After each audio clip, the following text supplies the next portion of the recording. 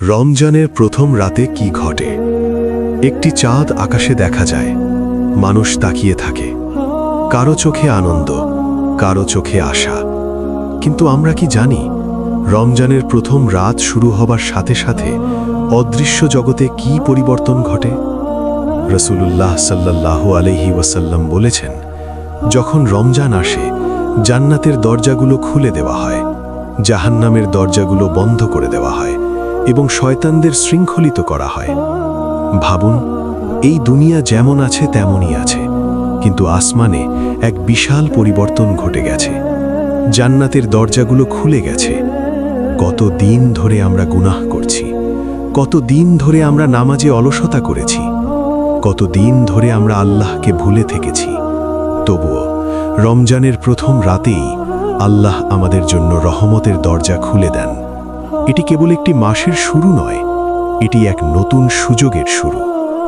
রাসূলুল্লাহ সাল্লাল্লাহু আলাইহি ওয়াসাল্লাম আরও বলেছেন, প্রত্যেক রাতে একজন ঘোষণাকারী ঘোষণা করতে থাকে, হে কল্যাণের অনুসন্ধানকারী, এগিয়ে আসো, হে অকল্যাণের অনুসন্ধানকারী, থেমে যাও।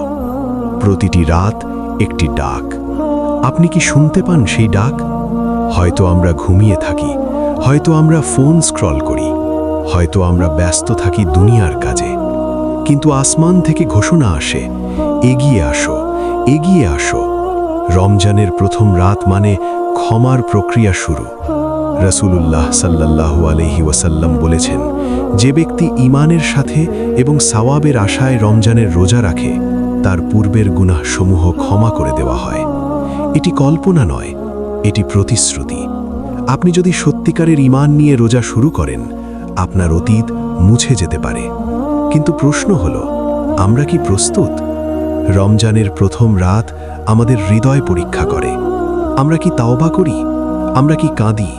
আমরা কি সিজদায় পড়ে বলি, হে আল্লাহ, আমি ফিরে এসেছি?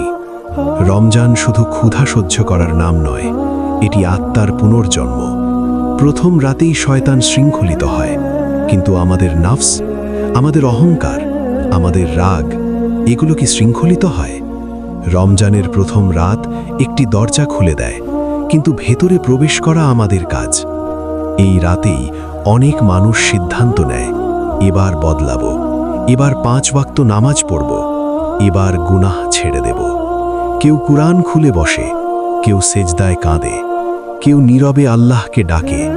আর আল্লাহ, তিনি বলেন কুরআনে, হে আমার বান্দারা, যারা নিজেদের উপর জুলুম করেছ, তোমরা আল্লাহর রহমত থেকে নিরাশ হও না। রমজানের প্রথম রাত হল নিরাশা থেকে আশার যাত্রা, কিন্তু একটি ভয়ও আছে। যদি এই রমজানই আমার শেষ রমজান হয়? গত বছর যারা আমাদের সাথে তারাবি পড়েছিল, আজ তারা কোথায়? গত বছর যারা ইফতার করেছিল, আজ তারা কবরে। আমরা কি নিশ্চিত আমরা আগামী রমজান পাব? রমজানের প্রথম রাত শুধু আনন্দের নয়, এটি সচেতনতার রাত, এটি সিদ্ধান্তের রাত। এই রাতেই ঠিক হয় এই রমজান আমাদের বদলাবে নাকি আমরা আগের মতোই থাকব। আসমানে জান্নাতের দরজা খোলা, জাহান্নামের দরজা বন্ধ, শয়তান শৃঙ্খলিত, সব কিছু সহজ করা হয়েছে। এখন কেবল একটি প্রশ্ন, আমরা কি এগিয়ে আসব? প্রথম রাতেই যদি আমরা সেজদায় পড়ে যাই, প্রথম রাতেই যদি আমরা আন্তরিক তাওবা করি, প্রথম রাতেই যদি আমরা আল্লাহকে বলি, হে আল্লাহ, আমাকে বদলে দিন, তাহলে এই রমজান আমাদের জীবন পাল্টে দিতে পারে।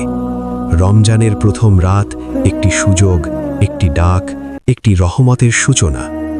চাঁদ আকাশে ওঠে, মানুষ তাকিয়ে থাকে, কিন্তু আসমান থেকে ঘোষণা আসে, হে কল্যাণের অনুসন্ধানকারী, এগিয়ে আসো, হে অকল্যাণের অনুসন্ধানকারী, থেমে যাও।